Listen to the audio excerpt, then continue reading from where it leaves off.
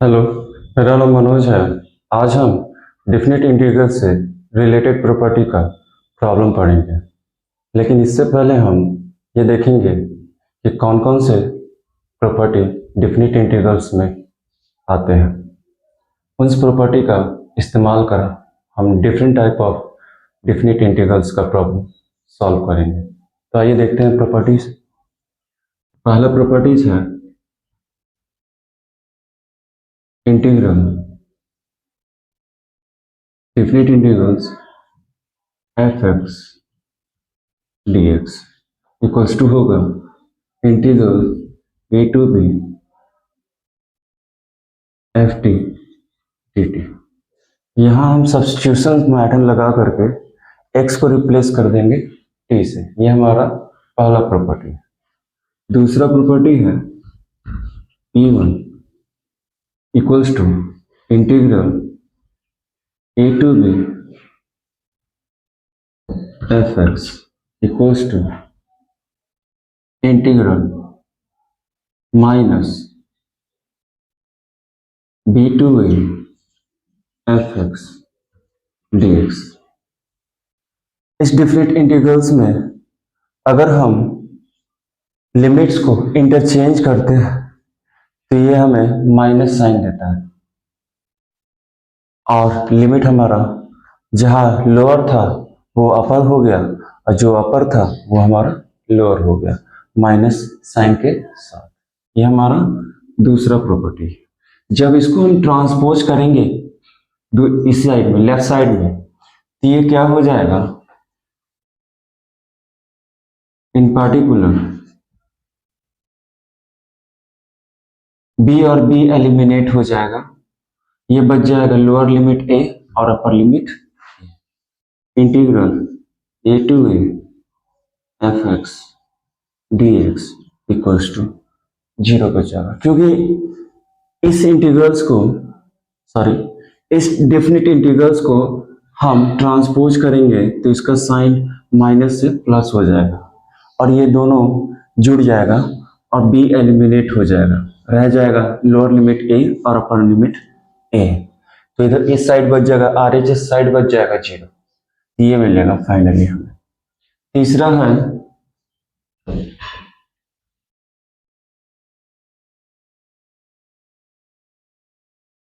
Integral a to b f(x) dx equals to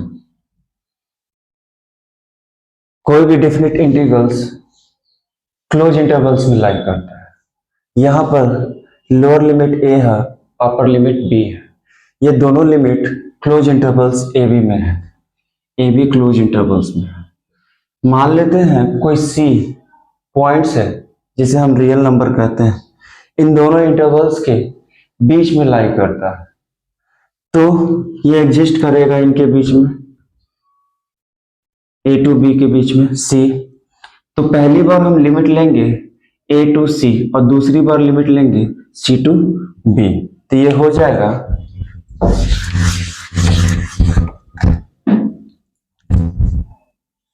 integral a to c f(x) dx plus integral c to b f(x) dx।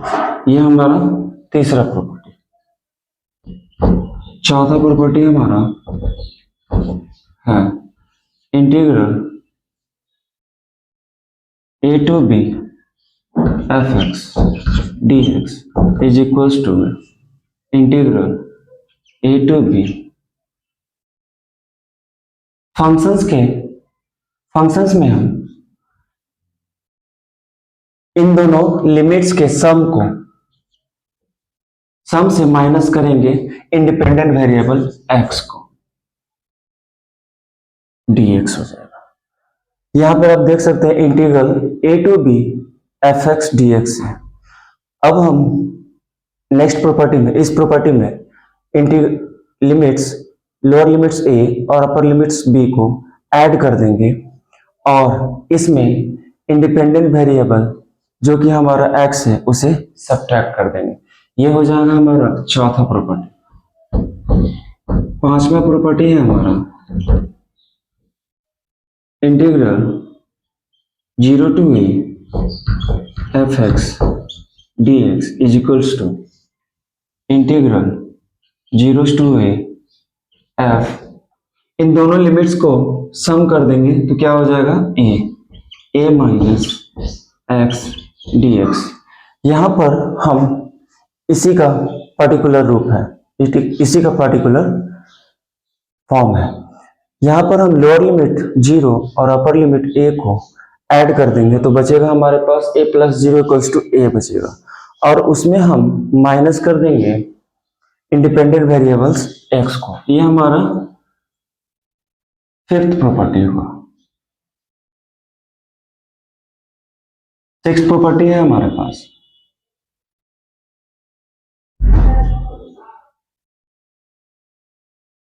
Integral 0 to 2a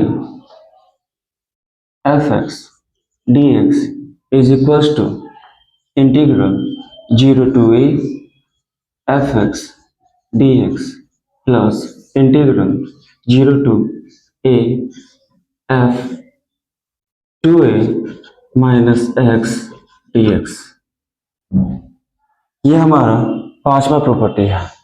integral 0 to 2a fx dx is equals to integral 0 to a fx dx and plus integral 0 to a f 2a minus x। यहाँ पर अब इन दोनों की limits को सम करेंगे तो 2a plus 0 हो जाएगा जो हमें 2a देगा। तो 2a में हम इंडिपेंडेंट वेरिएबल्स को माइनस कर देंगे तो हमें मिलेगा ये। नेक्स्ट है प्रॉपर्टी f6, इसी का एक्सटेंडेड रूप है integral 0 to 2a fx dx। यदि हम f2a माइनस x, यदि ये हमारा fa के बराबर हो जाए तो हमें ये देगा 2 into integral 0 to a fx dx if f2a minus x equals to fx। यदि f2a minus x equals to fx मिल जाता है इसकी जगह पे तो ये दोनों क्या हो जाएंगे, जुड़ जाएंगे, ऐड हो जाएंगे, और ऐड होके 2 into integral 0 to a fx dx हो जाएगा। इसी में इसका वैल्यू 0 के बराबर है। इन दोनों का वैल्यू 0 के बराबर कब होगा, जब f2a minus X equals to minus fx हो जाए। If f2a minus X equals to minus fx हो जाए, इसकी जगह पे माइनस fx रखेंगे तो प्लस माइनस माइनस हो जाएगा, ये प्लस ये माइनस ये प्लस कैंसिल होकर के हमें क्या देगा, 0 देगा।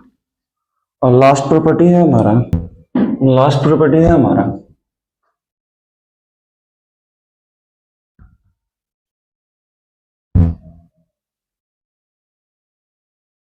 आठवां नंबर प्रॉपर्टी है हमारा इंटीग्रल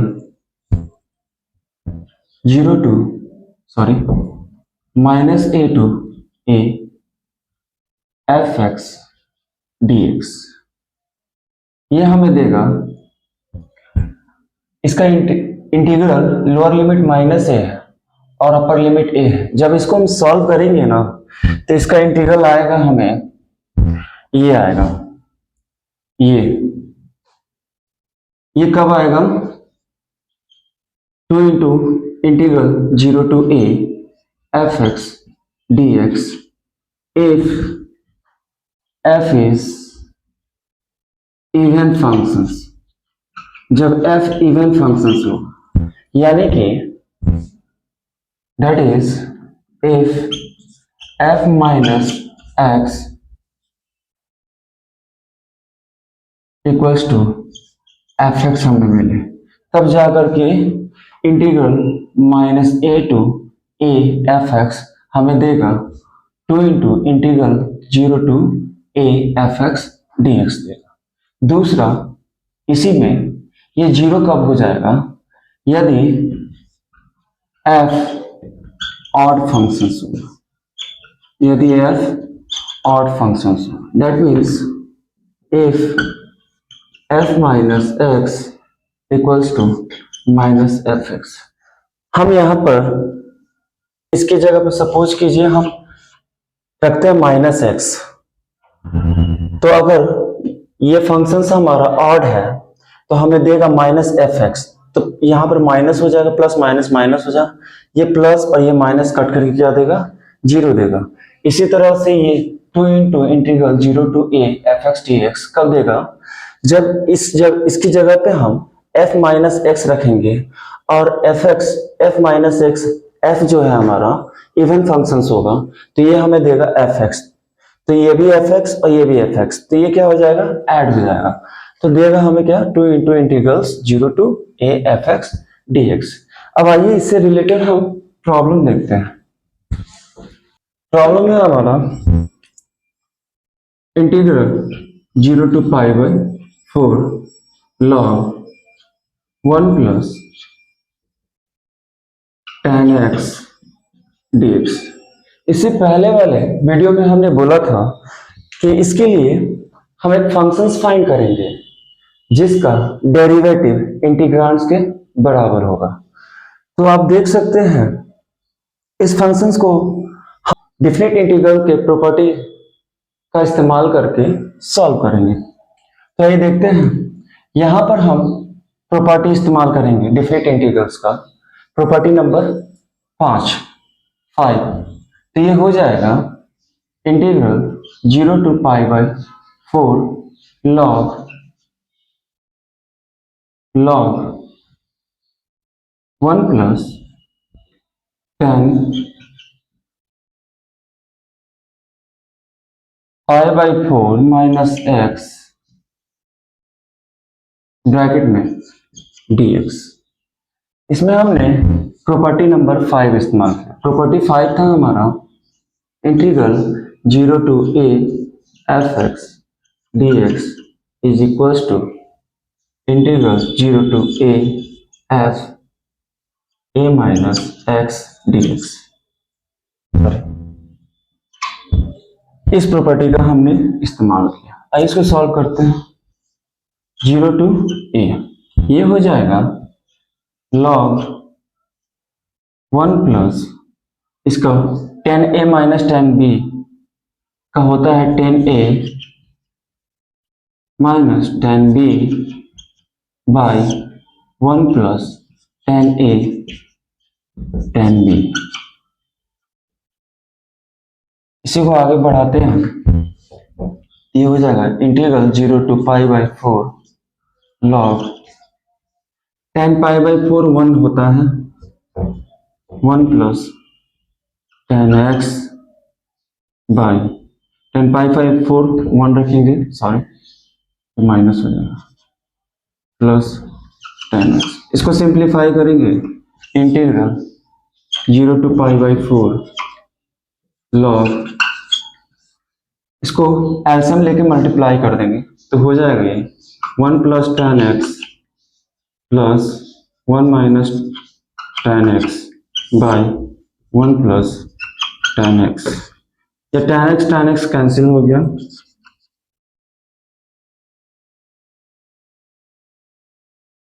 बचेगा हमारे पास integral 0 to pi by 4 log 2 by 1 plus tan x dx।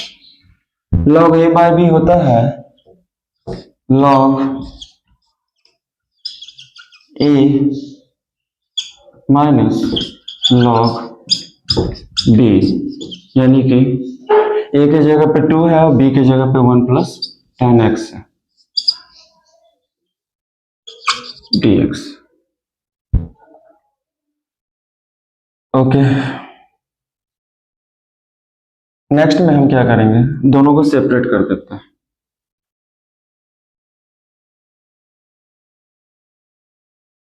दोनों को सेपरेट कर देते हैं, log x बाहर, log 2 बाहर आ जाएगा, integral 0 to pi by 4 minus integral sorry dx minus integral 0 to pi by 4 log 1 plus 10x dx। आप देख सकते हैं हम इसको मान लेते हैं let I equals to integral 0 to pi by 4 log 1 plus 10x dx। तो आप देख सकते हैं फिर से वापस से हमें वही मिल गया जो वहां पर अवेलेबल था। इसकी जगह पे हमने इसको I माना था, तो हम इसको रिप्लेस कर देंगे। इसको अगर 1 मान लेते हैं तो इसको हम रिप्लेस कर देंगे log 2, ये हो जाएगा x lower limit 0 upper limit pi by 4, ये हो जाएगा I को उधर ले जाएंगे हम, ये माइनस I है, इधर ऑलरेडी प्लस I है हमारे पास, तो I को उधर ले जाएंगे तो I प्लस I 2I हो जाएगा। 2I इक्वल्स टू हो जाएगा log 2, अपर लिमिट एक बार पुट करेंगे x में तो हो जाएगा पाई बाई 4 और लोअर लिमिट 0, ये हो जाएगा log 2 पाई बाई 4। इसको सिंप्लीफाई कर देंगे, पाई बाई 4 log 2 हो जाएगा 2I इक्वल्स टू, तो I इक्वल्स टू हमें मिल जाएगा पाई बाई 8 log 2। यह हमारा डेफिनेट इंटीग्रल इवैल्यूएट हुआ। धन्यवाद।